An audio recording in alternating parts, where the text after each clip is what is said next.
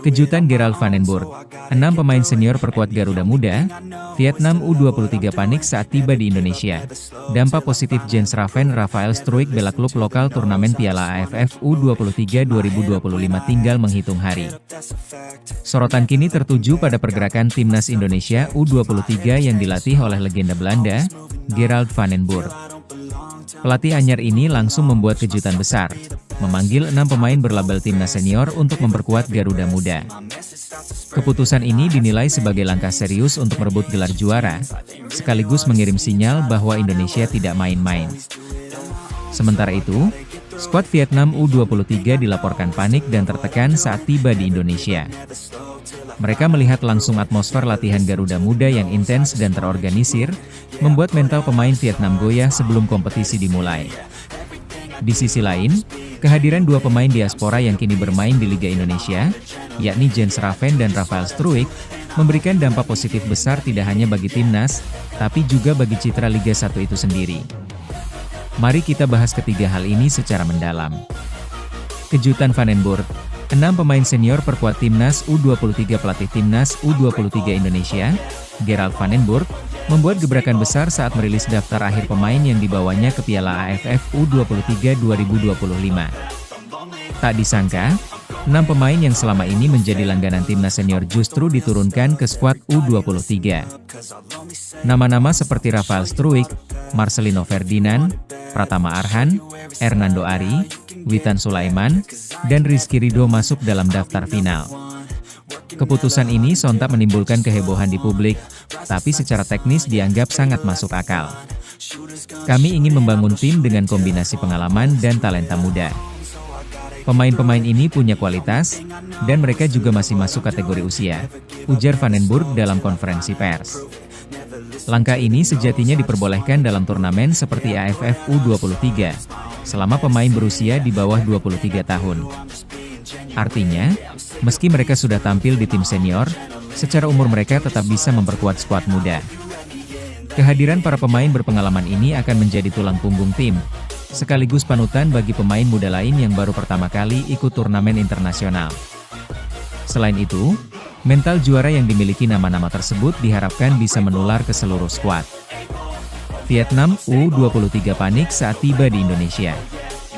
Kedatangan timnas Vietnam U23 ke Jakarta ternyata membawa cerita menarik. Dilaporkan oleh media Vietnam sendiri, skuad muda Suhan Kim Sang SIK mengalami tekanan psikologis begitu mendarat dan melihat langsung persiapan Garuda Muda. Dalam salah satu sesi latihan terbuka, skuad Vietnam dikabarkan sempat terdiam melihat intensitas latihan timnas Indonesia U23 yang dipimpin Van den Burg.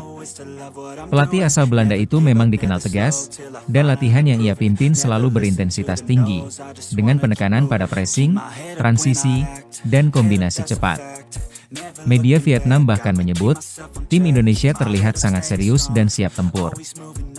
Para pemain kami terkesan gugup melihat kondisi tersebut. Kondisi ini membuat staf pelatih Vietnam mempercepat evaluasi taktikal dan memperketat jam istirahat para pemain. Dalam wawancara singkat, pelatih Kim Sang SIK tak menutupi kekhawatirannya terhadap kekuatan Indonesia. Mereka tim yang kuat, dan tampil seperti tim senior. Kami harus sangat hati-hati, katanya singkat. Atmosfer ini menunjukkan bahwa dominasi psikologis kini justru berada di tangan Indonesia. Jika biasanya Vietnam datang dengan status unggulan, kini mereka justru merasa tertekan, bahkan sebelum pertandingan pertama dimulai. Dampak positif Jens Raven Rafael Struijk di klub lokal 2 nama diaspora yang kini bermain di klub Indonesia, yakni Jens Raven, Bali United, dan Rafael Struijk, PSIS Semarang, tak hanya menjadi pilar timnas U23, tapi juga membawa dampak positif bagi citra Liga 1.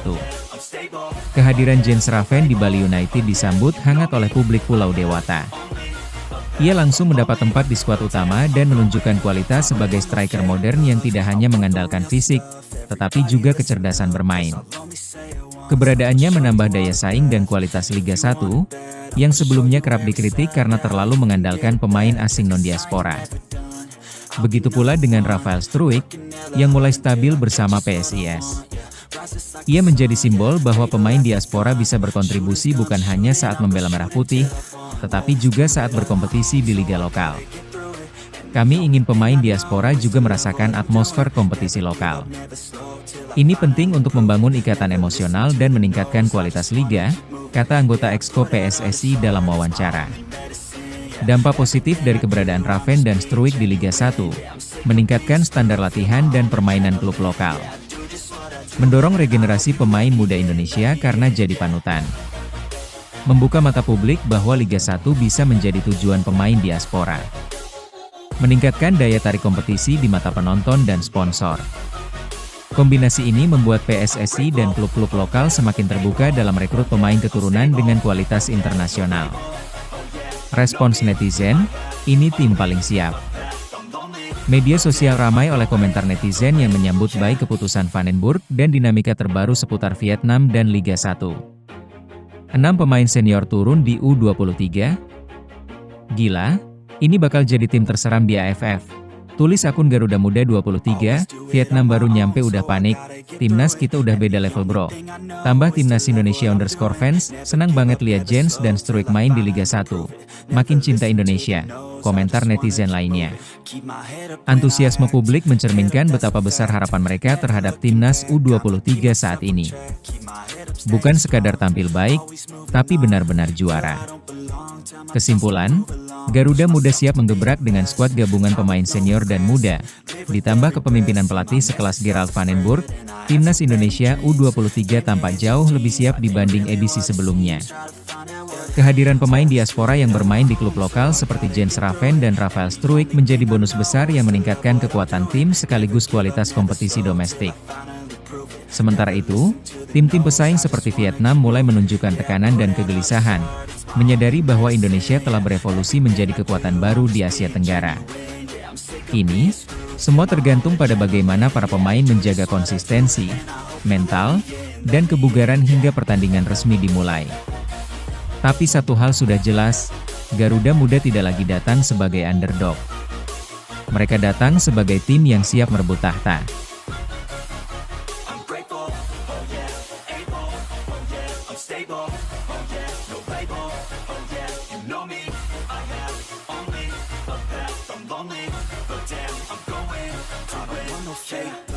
I want the real stuff, everybody listen up, cause I'll only say it once, I'm gonna show you all the path. If you want it bad, I'm gonna show you where it's at, yeah, how you can get it back, yeah, cause I ain't never done, I'll be number one.